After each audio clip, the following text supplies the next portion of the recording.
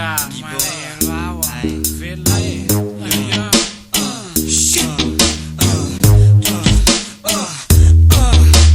mas nana mazava le fiainako eto tany de tsy maintsy misy ny atao ambony sy ambany fa raha misy ny olona mandika an'izany de tsy mba hoela velona hely eto amle tany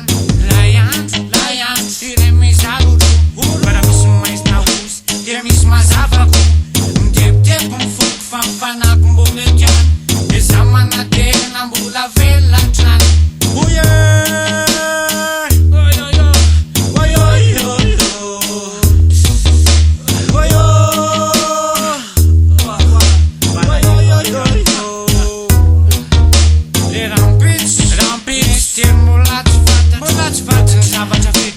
mbola tsisy mipatraka osadariko amin'ny kalokalo hanajako mikofa mikifany atsoatso tomany aho tomany aho malahelo aho oyo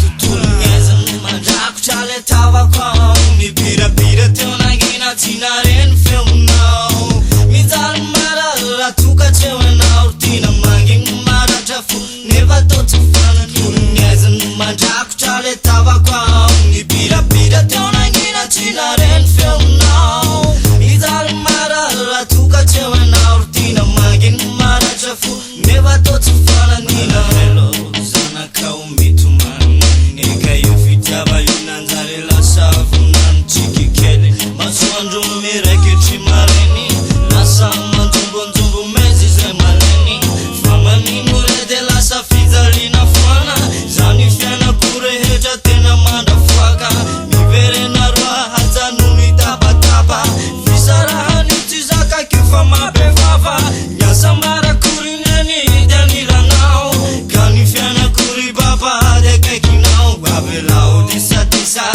aza sinakisa velao zay rehetra lasa tany tsisy amisavisa mariny vazanaka miteny ekeny fitiavanao tsara kara volameny za mivolana minao tsy ambaratelo mitomany lajadrano maso malahelo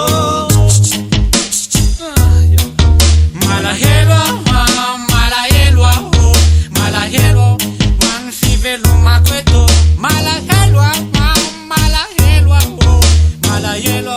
many fivelomako eto